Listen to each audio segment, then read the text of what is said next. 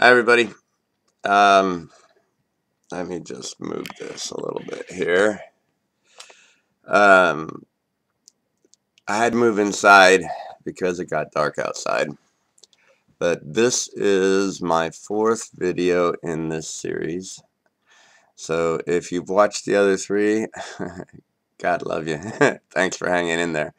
My last video, gosh, it was long and kind of lost my train of thought because I kept having to redo it, and I kind of lost my initial train of thought on that one.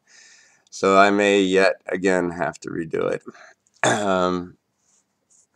But if you haven't watched the other three videos, I suggest you do that because it'll give you some idea why I'm going to say what I'm going to say in this one. Sorry. Um, In the first video, I talked about what God is not.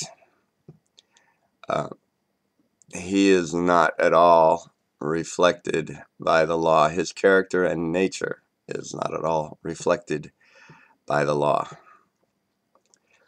Second video, I talked about the fact that Jesus and David both endorsed the law for what it was, but rather than live by it, they both defied it.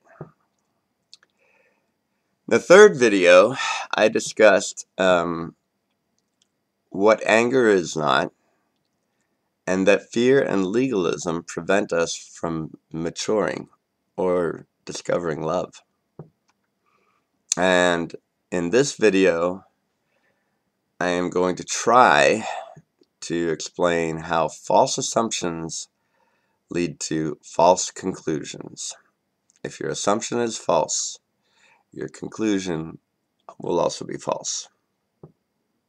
So let me start out by reminding everybody that this is due to the fact that we've been hearing from people over the years now, literally, who cannot accept that God was ever angry. And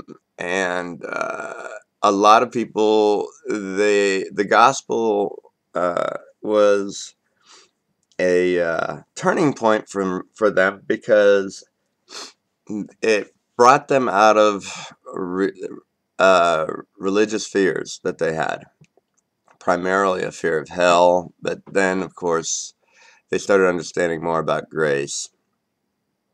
But when the gospel of peace, and in it, when Mike preaches it, he declares that God is no longer angry. It's a cessation of all hostilities. And people, once people started really grasping that everyone's one, and they stopped judging people, and they realized how much God truly is loving, they cannot imagine God ever having been angry. Well, this is based on a false assumption that I covered in the last video about anger. People are making a false assumption that anger is the opposite of love, that anger means the absence of love. And then they quickly go to, well, if God was angry and he didn't love us until the cross, until the sacrifice, until Jesus shed his blood at the cross, then I don't like that God, because I don't like a God who only loves me because Jesus died for me. That's not biblical. It is erroneous. It's a false assumption. God always loved man, always loved Adam. For God so loved the world that he gave his son. He didn't start loving the world because his son died. That's a false assumption, and it's going to lead you to all kinds of false conclusions. All right, we discussed an email that was sent that kind of brought this all to a head. It's not anything new to us, though. But it has caused me to focus on what we're saying that is repelling some people. And in the email, the person who sent it cited a review of Mike's book and why they didn't like it. And it comes down to this whole thing again.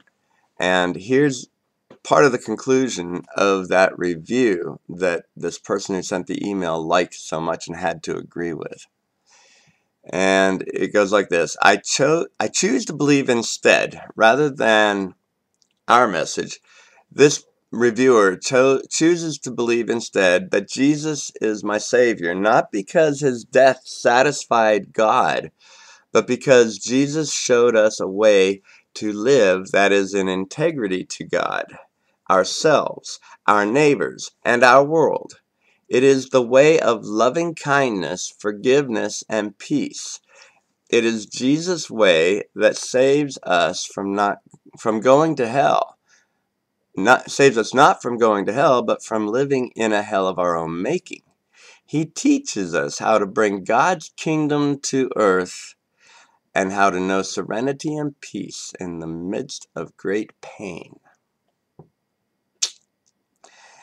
Jesus isn't teaching us, never did teach us how to bring God's kingdom to earth.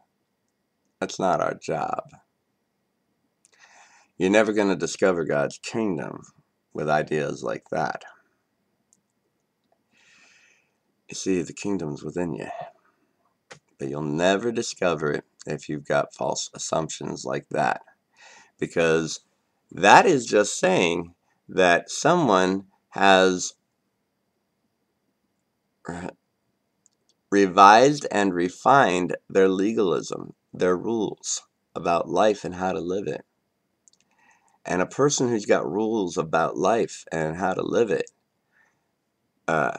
has false assumptions, and they're either going to, over time, redefine each rule, or they're going to get frustrated with life not turning out according to how their rules are. In this case, we've just got more rules of how someone's supposed to live. That's that's just your new set of rules on how to be righteous.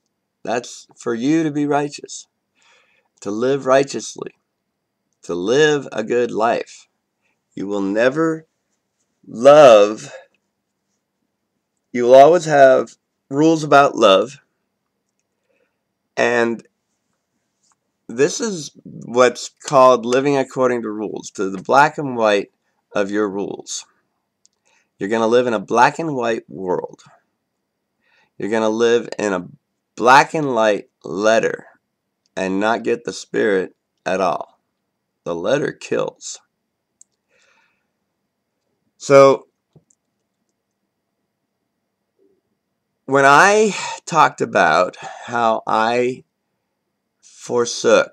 went away from my rules of what I expected life to be, that's when I actually discovered, it was a fearful thing to do, because my rules told me how to act and what to think about things and how to evaluate things and whether or not I could trust something.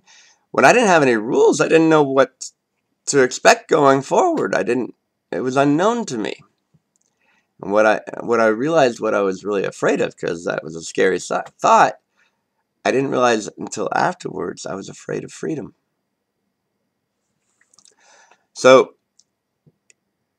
when we have people rejecting the angry God part, when God was angry, and they're making a false conclusion that, oh, God didn't love me until Jesus died,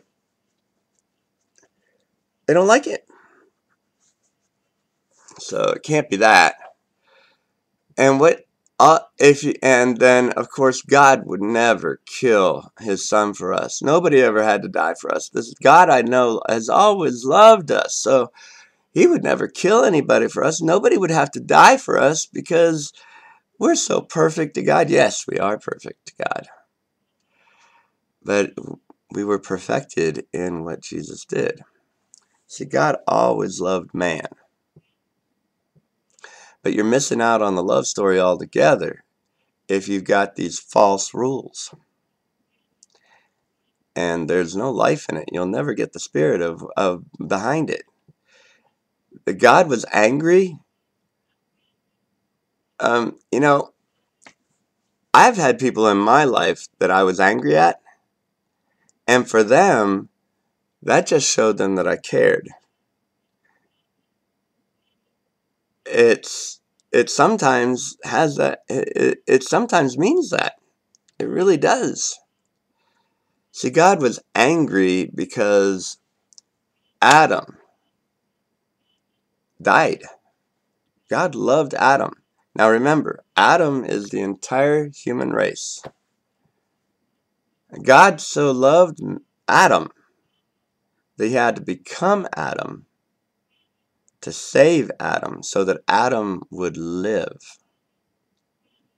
So he became the last Adam. And nobody took his life. He says he freely gave it. Now Paul said, no greater love has any man but to lay his life down for another. And a parent can be very angry with their child. And you can be angry with somebody you love. But we know the stories about soldiers in the battlefield who will sacrifice themselves for a buddy. We know of stories where parents have sacrificed themselves to save their child.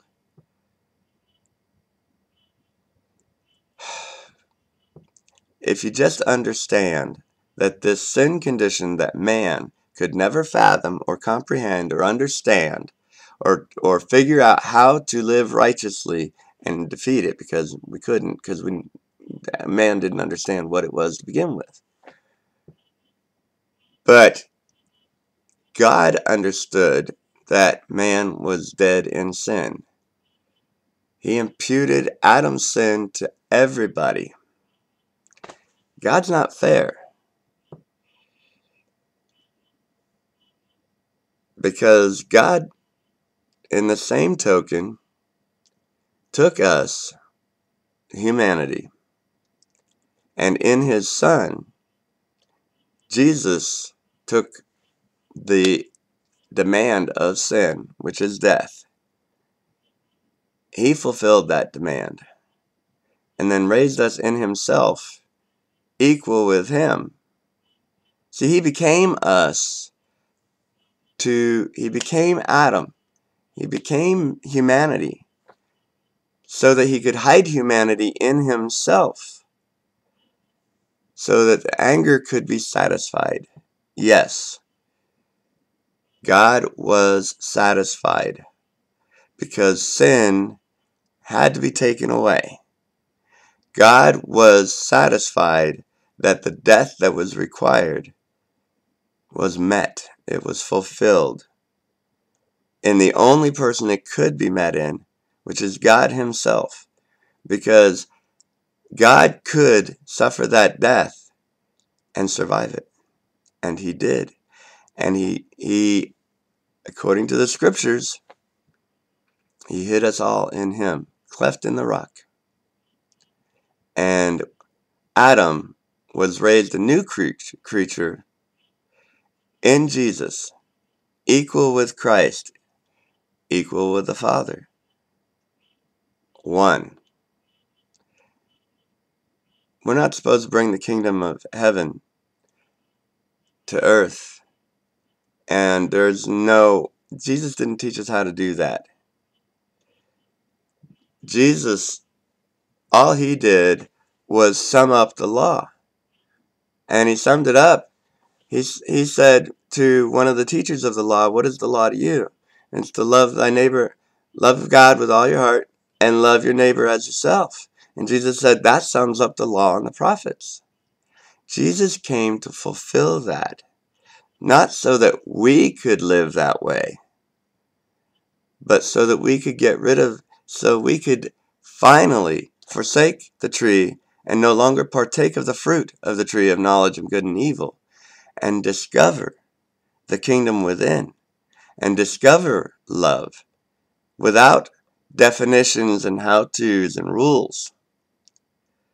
See, if you reject the cross, if you confuse anger with hating and not loving, you will never experience freedom. You're going to have your own rules and your own definitions, and you'll never discover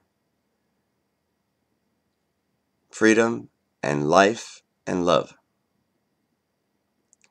You're going to be confined to your black and white rules and world of rules and regulations.